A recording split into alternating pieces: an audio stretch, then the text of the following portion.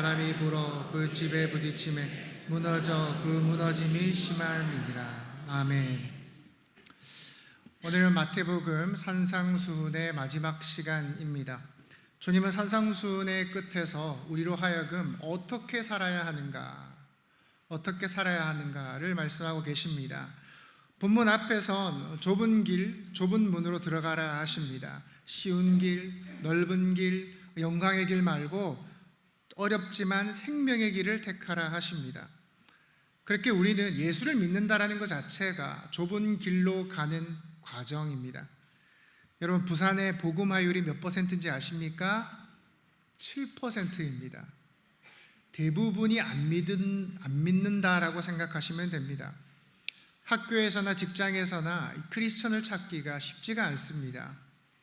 여러분의 자녀들이 학교에 가면요, 한 반에 한 20명 정도 되는데 그 20명 중에서 예수 믿는 아이가 1명 내지 2명입니다.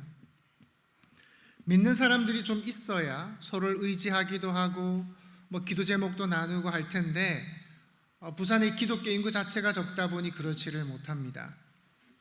그러니 여러분이 부산에서 신앙생활 한다라는 거 그 자체가 좁은 길로 가고 있다라고 할 수가 있을 겁니다.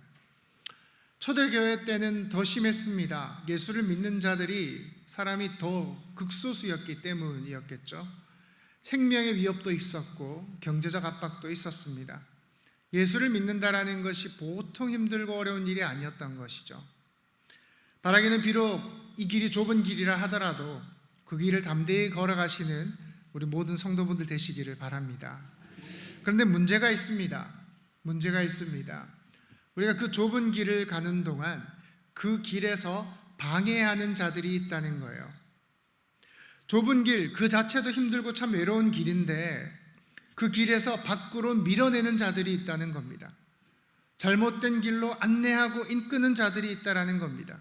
그들이 누굽니까? 오늘 본문에 등장하는 거짓 선지자입니다. 거짓 선지자는 옛날 문제가 아닙니다. 초대교회 때부터 그들은 있어 왔습니다. 과거에도 있었고 지금도 있습니다. 그리고 앞으로도 있을 것입니다. 저들이 무서운 이유가 무엇입니까? 보통 적은, 바깥에서 오는 적은 눈에 보입니다. 나는 적이다 하고 대놓고 옵니다. 다원주의, 동성애, 신천지, 이단 이런 문제는 겉으로 드러납니다.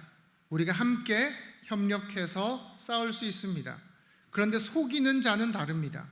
예수 이름으로 말합니다. 우리 안에서 말합니다. 그래서 더 어렵다는 거죠.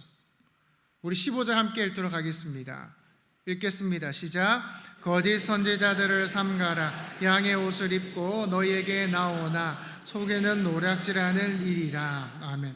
주님은 조심해라 정도로 말씀하지 않습니다. 삼가라 하세요. 삼가라라는 게 무엇입니까? 늘 저들을 경계해라 하는 말입니다. 긴장을 풀어서는 안 된다는 거예요. 여러분, 이리는 이리의 모습으로 오지 않습니다.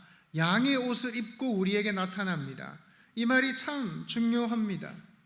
겉모습은 말짱하다라는 거예요. 부드럽다라는 거예요. 따뜻하다라는 거예요.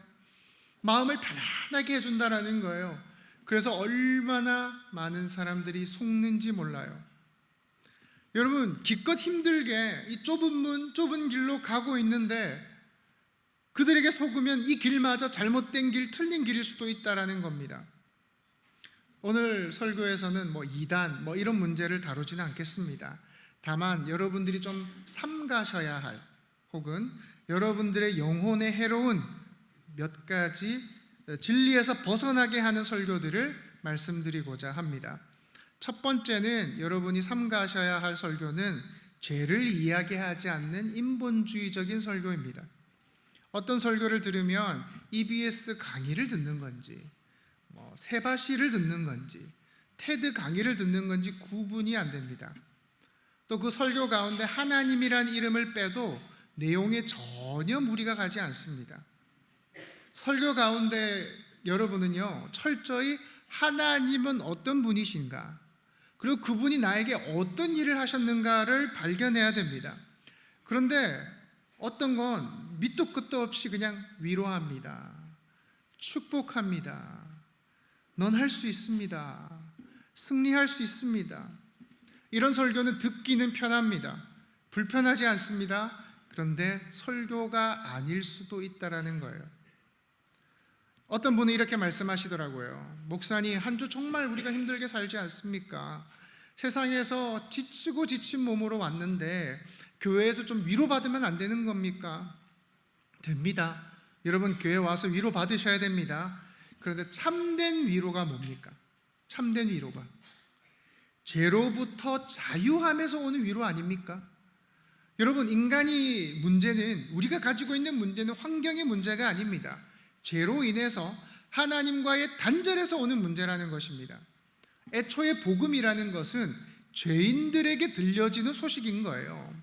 그러니 여러분, 죄를 이야기하지 않는, 하나님의 어떠하심을 선포하지 않는 설교는 수술 중에 병은 내버려 두고 그냥 봉합해 버리는 것과 똑같은 것입니다. 참 감사한 것은 우리 전포교회에서는 한정수 원로 목사님 때부터 내려온 영적인 내공이 있습니다. 그러니 이 젊은 담임 목사가 겁도 없이 여러분한테 회개하시라고, 그렇게 살면 안 된다고 막 외칠 수 있는 겁니다. 전 제가 참 축복받았다라고 생각합니다. 여러분, 또 우리가 주의해야 될 설교는 기복주의적인 설교입니다. 물론 하나님은 우리 복 주시는 분이십니다. 우리는 이 땅을 사는 동안 필요한 게 정말 많습니다. 물질도 있어야 되고, 건강도 있어야 되고, 좋은 사람들도 만나야 되고, 필요한 게 한두 가지가 아닙니다. 하지만 문제가 있습니다. 복이 하나님보다 앞에 놓일 때입니다. 기복주의적 설교는 어떻습니까? 하나님을 사랑하기보다, 하나님을 찾기보다 복을 얻기 위해서 하나님을 찾게 만든다는 겁니다. 하나님이 목적이 아니라 하나님을 수단으로 만들어버리는 것입니다. 또 세 번째는 목회자를 절대화하는 설교입니다. 목회자를 절대화하는 설교. 여러분, 만약 제가요, 이 설교 시간에 담임 목사님을 반대했더니 다리 몽둥이 부러진 이야기, 병 걸린 이야기, 이런 거 하면 여러분이 저를 무서워하실 겁니다. 진짜 저를 아주 떠받들어 주실 겁니다. 그런데 저는 그렇게 하지 않아도 전포교회 성도들의 영적인 성숙을 믿습니다. 목회자는 존중받아야 되는 건 맞습니다. 그러나 절대화해서는 안 됩니다. 하나님을 두려워하셔야지 목사를 두려워해서는 안 됩니다. 하나님께 충성해야지 사람한테 충성하면 안 된다는 것입니다. 그렇게 사탄과 세상은 밖에서 흔듭니다. 근데 거짓 가르치면 어디서 흔든다고요? 우리 안에서 흔든다고요. 교회 안에서 신앙의 말로 사람을 죽음으로 밀어내는 것입니다. 그래서 더 위험하다는 겁니다. 여러분들은 늘 깨어 계시기를 바랍니다. 그럼 좋은 설교는 어떤 설교일까요? 좋은 설교는 어떤 설교일까요? 여러분이 예배당을 나가시면서, 예배를 마치고 저 뒷문을 나가시면서 찝찝한 설교입니다. 불편한 설교입니다. 왜입니까? 여러분의 죄를 건드리기 때문이죠. 바라기는 듣기 좋은 설교가 아니라 진리를 기뻐하는 여러분들 되시기를 바라요. 이어서 주님은 우리에게 이 거짓 선지자들을 구별할 수 있는 방법을 이야기해 주십니다. 16절 함께 읽도록 하겠습니다. 16절입니다. 시작. 그들의 열매로 그들을 알지니 가시나무에서 포도를 또는 엉겅퀴에서 무화과를 따겠느냐. 아멘. 주님은 가시나무에서 포도를 얻을 수 없다, 엉겅퀴에서 무화과를 얻을 수 없다 하십니다. 가시나무와 포도나무, 엉겅퀴와 무화과, 아마 멀리서 보면 이게 다 비슷할 겁니다. 그러나 뭐가 다릅니까? 열매가 다르다라는 겁니다. 열매가 그 나무의 정체를 드러내는 겁니다. 여러분, 사람이 정말 그렇습니다. 제가요, 정말 말 잘하는 사람을 만난 적이 있습니다. 어찌 그리 말을 잘하는지, 표현도 잘하고 그 단어 하나하나가 적재적소에 딱 들어맞게 사용합니다. 유머스럽고요. 저는요, 저 사람을 참 닮고 싶다라는 생각도 했습니다. 설교가요, 혀를 내두를 정도입니다. 울렸다가 웃겼다가 들었다가 나왔다가. 근데 하나부터 10까지 나중에 그게 다 거짓말이었던 것이 밝혀졌습니다. 슬픈 건요, 그게 드러나는데, 그게 거짓인지 드러나는데 시간이 좀 걸렸다는 겁니다. 그동안 많은 사람들이 그분에게 넘어가서 이분은 절대 그럴 일이 없다라고 하면서 변호했던 일이 있습니다. 겉모양은 비슷합니다. 아니 어쩌면 더 화려합니다. 그러나 시간이 지나면 열매가 반드시 드러난다는 겁니다. 저는 우리 전포교회에서 정말 많은 열매가 맺히길 소망하는데요, 죄를 가볍게 여기던 성도가 죄에서 돌이키게 되고요, 교만하던 사람이 낮아지고요, 차갑고 냉랭하던 사람이 부드러워지기를 소망합니다. 자기밖에 모르던 그 이기적인 사람이 타인을 생각하게 되고, 세상만 쫓던 사람이 하나님을 붙들게 되기를 기도합니다. 이것이 우리가 맺혀야 될 열매가 아닙니까? 어떤 분들은 열매를 사람으로 생각을 해요. 그러니 교회가 크면 열매도 많다 생각합니다. 그러나 그렇지 않아요. 여러분, 교회가 크다라는 것도 판단할 수 없어요. 그 공동체 안에 예수를 닮아가는 사람이 얼마나 많은가, 얼마나 그 공동체 안에 사랑이 넘치는가, 그걸로 볼 수 있다는 겁니다. 여러분, 저 나무가 복숭아 나무인지 감나무인지 사과나무인지 우리는 몰라요. 모르지만 가을에 열매가 맺히면 그 나무가 어떤 나무인지가 밝혀질 겁니다. 갈라디아서 5장 22절 23절입니다. 읽겠습니다. 시작. 오직 성령의 열매는 오래 참음과 자비와 양선과 충성과 온유와 절제니 이 같은 것을 금지할 법이 없느니라. 아멘. 자, 성령이 충만하게 되면 어떻게 된답니까? 겸손해진답니다. 온순해진답니다. 마음이 연약해진대요. 자기 잘난 맛에 살던 사람이 남을 섬기기 시작하고요, 맨날 밥상을 엎던 아버지가 순해지고요, 자기밖에 모르던 사람이 도움이 필요한 사람을 지나치지 못하게 된다는 거예요. 어떻게 하면? 성령 충만하면요. 여러분, 생각해 보셔야 됩니다. 예배를 드리고 뜨겁게 은혜를 받고 돌아가면서 내 안에 미움이 줄어드는가? 시누이, 시어머니, 우리 남편이 용서가 되는가?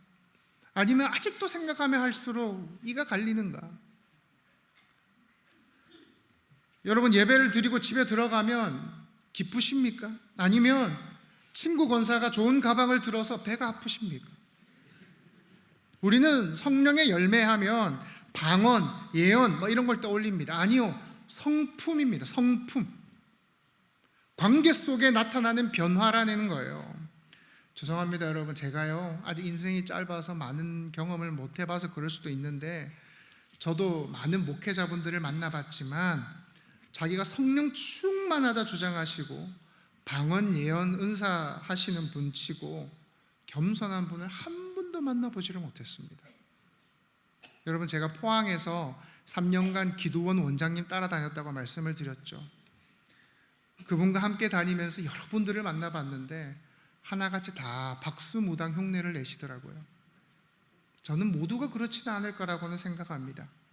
그러나 분명한 건 성령 충만의 열매는 무엇입니까? 성품입니다. 성품. 요한복음 15장 4절 5절입니다. 내 안에 거하라, 나도 너희 안에 거하리라. 가지가 포도나무에 붙어 있지 아니하면 스스로 열매를 맺을 수 없음 같이 너희도 내 안에 있지 아니하면 그러하리라. 나는 포도나무여 너희는 가지라. 그가 내 안에 내가 그 안에 거하면 사람이 열매를 많이 맺나니 나를 떠나서는 너희가 아무것도 할 수 없음이라. 쉽게 말해 주님에 붙어 있는 것, 주님의 겸손, 주님의 사랑, 주님의 인내, 주님의 성품을 닮아가는 것입니다. 이제 21절에서 23절을 한번 봅시다. 이 부분은 우리에게 가장 긴장하게 하는 부분입니다. 21절부터 읽겠습니다. 시작. 나더러 주여 주여 하는 자마다 다 천국에 들어갈 것이 아니요 다만 하늘에 계신 내 아버지의 뜻대로 행하는 자라야 들어가리라. 그날에 많은 사람이 나더러 이르되 주여 주여 우리가 주의 이름으로 선지자 노릇하며 주의 이름으로 귀신을 쫓아내며 주의 이름으로 많은 권능을 행하지 아니하였나이까 하리니 그때에 내가 그들에게 밝히 말하되 내가 너희를 도무지 알지 못하니 불법을 행하는 자들아 내게서 떠나가라 하리라. 아멘. 이 구절을 보면 굉장히 충격적입니다. 여기 나오는 사람들이요 아무것도 안 한 사람들이 아니에요. 대단한 일을 했던 사람들이라는 겁니다. 주님의 이름을 사용했답니다. 능력도 행했답니다. 귀신을 쫓아냈답니다. 사람들의 눈에는 어떻게 보였을까요? 아주 훌륭한, 아주 뛰어난 신앙인처럼 보이지 않았겠습니까? 근데 주님의 대답이 어떻습니까? 내가 너희를 모른다. 내게서 떠나가라. 정말 살떨리는 말씀이죠. 여러분이 기억하셔야 됩니다. 종교적 활동과 삶은 다릅니다. 제가 여러분들께 강조하는 것이 있습니다. 교회는 살아있어야 한다는 겁니다.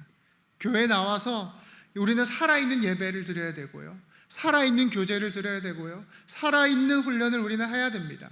그리고 그 받은 은혜를 우리 안에서 좋다 좋다 하고 끝낼 게 아닙니다. 어떤 과정이 있어야 됩니까? 살아내는 과정이 반드시 있어야 됩니다.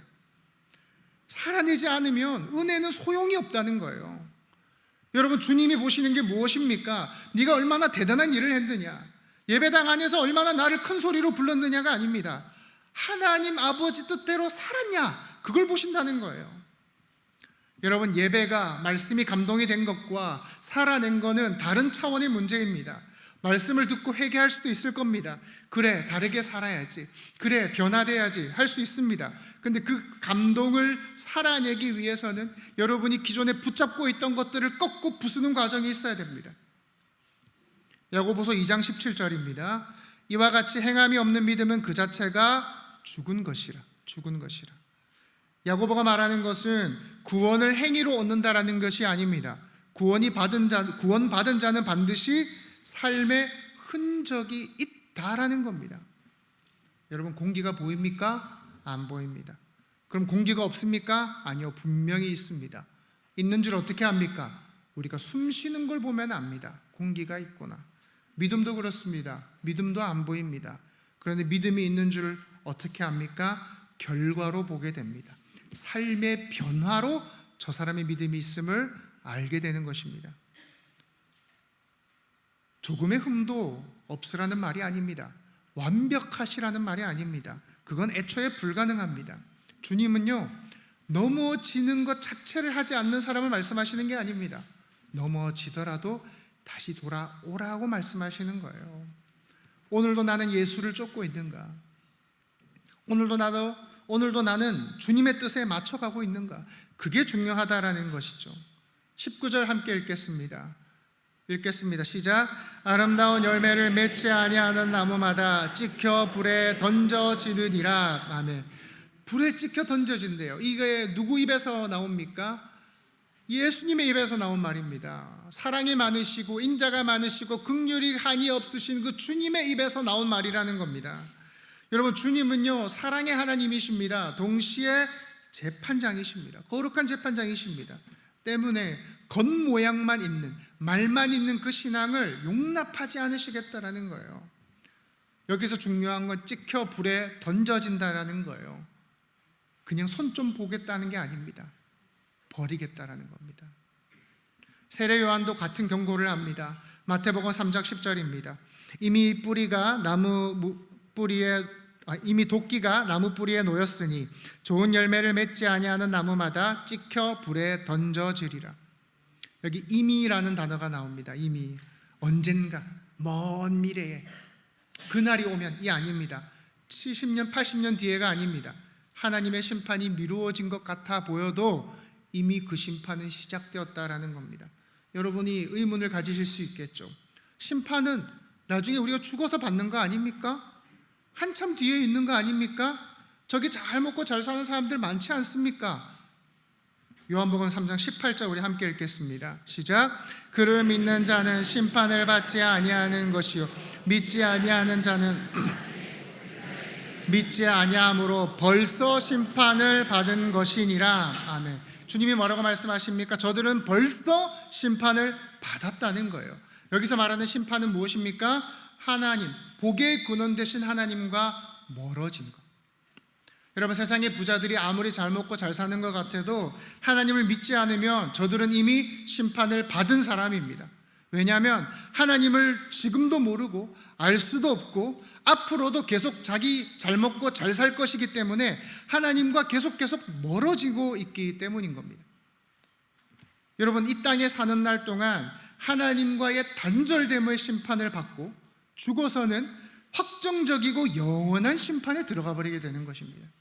사랑하는 성도 여러분, 오늘 말씀드린 거짓 선지자는 단순히 목회자에 대한 이야기가 아닙니다.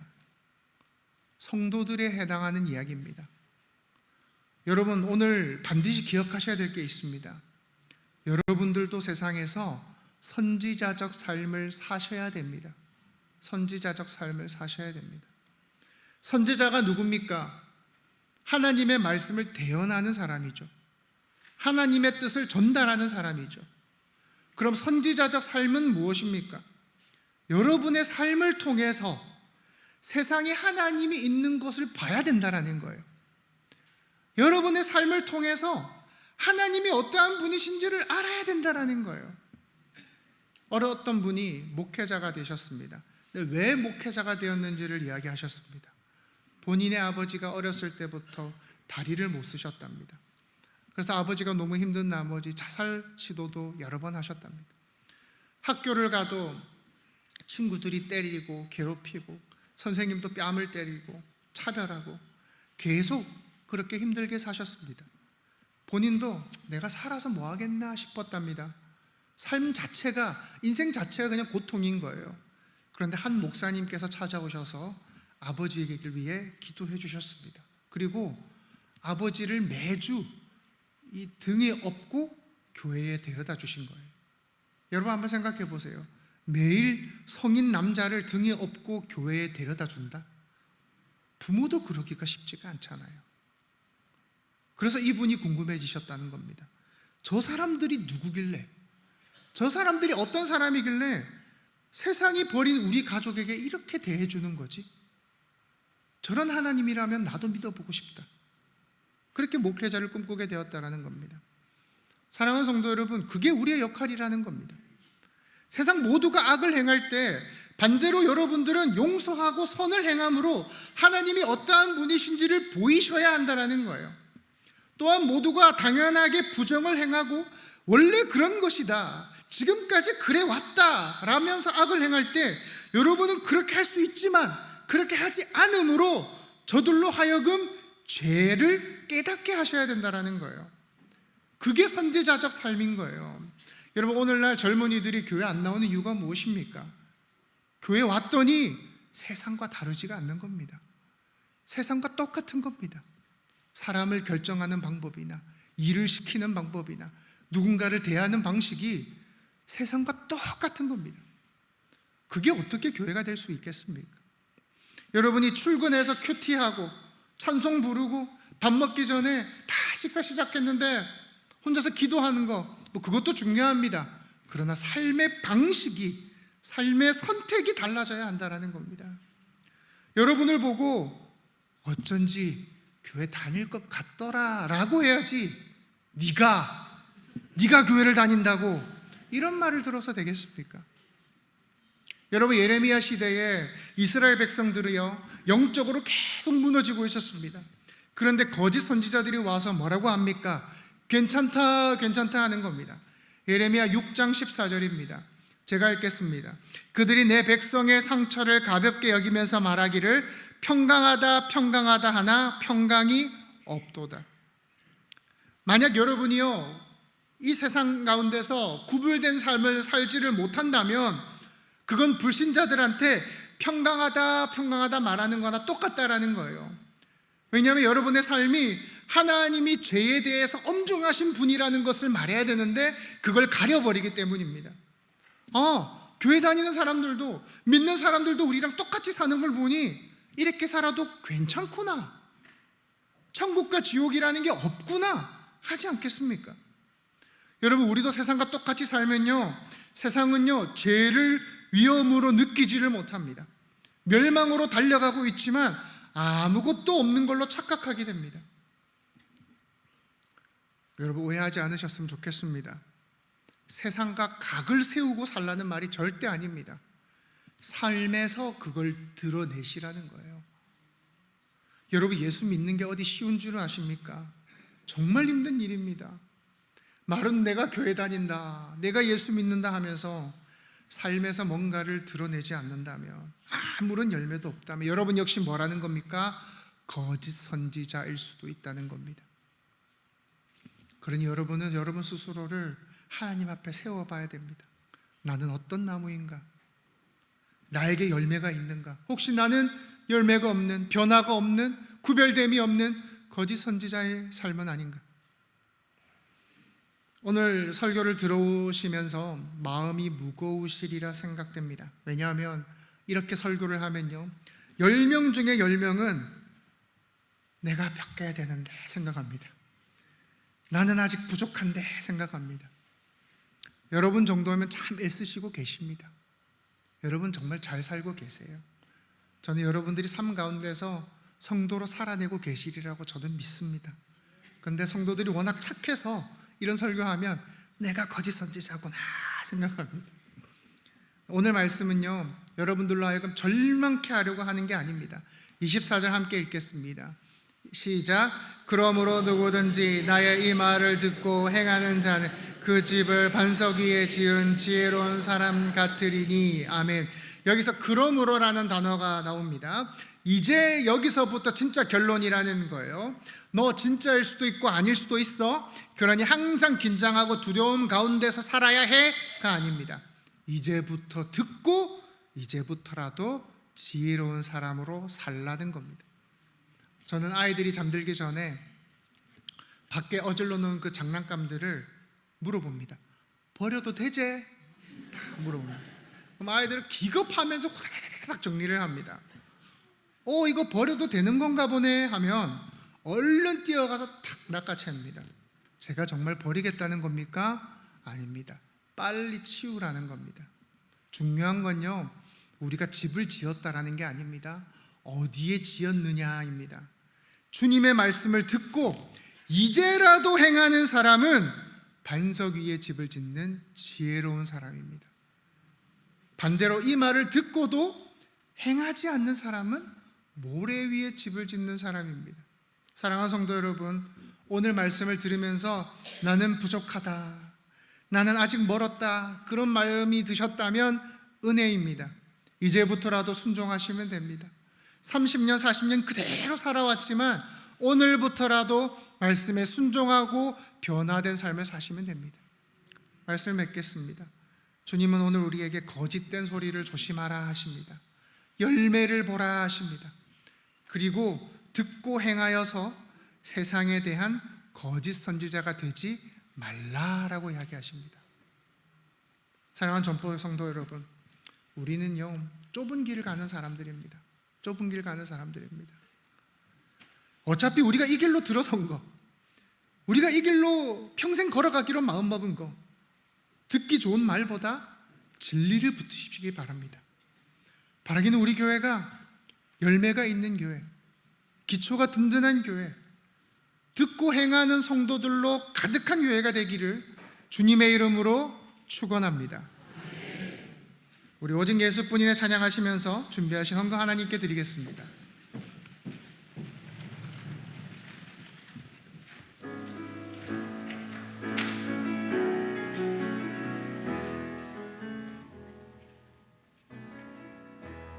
은혜 아니면 살아갈 수가 없네. 호흡마저도 다 주의 것이니 세상 평안과 위로 되게 없어도 예수, 오직 예수뿐이네. 그 신계획 다 볼 수도 없고 작은 고난에 지쳐도 주께 묶인 나의 모든 삶 버티고 견디게 하시네.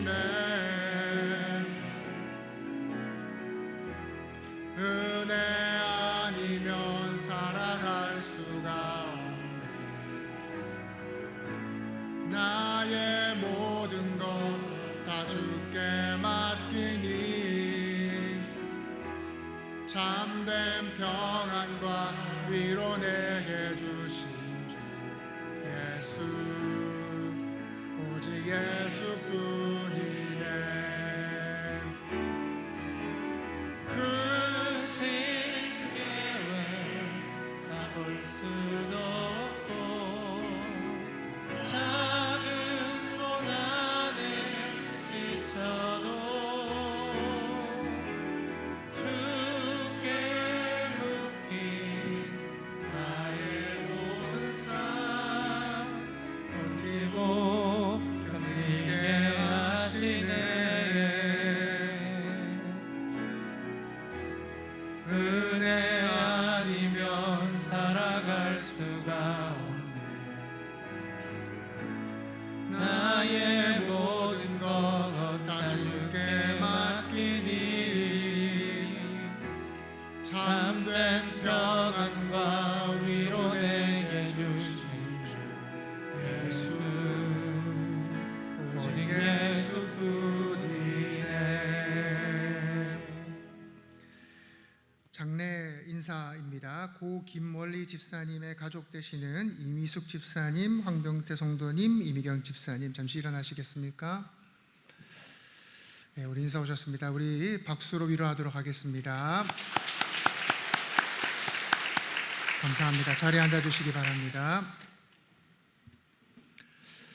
여러분 오늘 본문에 보시면 아시지만 거짓 선지자들은요 내가 속여야지 해서 한다기보다는 자기가 거짓 선지자인지 모릅니다.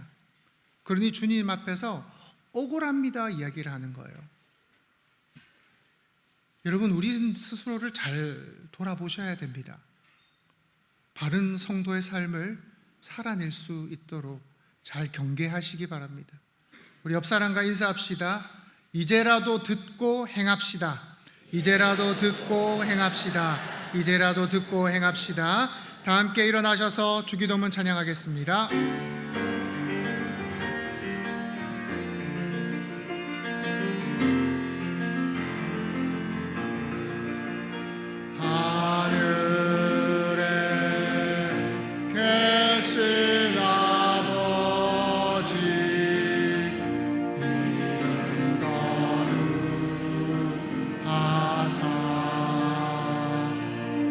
주님 나라 임하시고 뜻이 이루어지리다.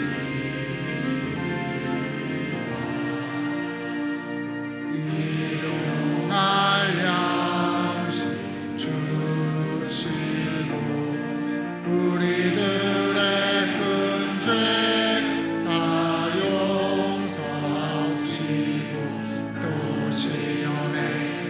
마시고 악에서 구원하소서. 내게 주의 나라 주의 권세 주의 영광 영원히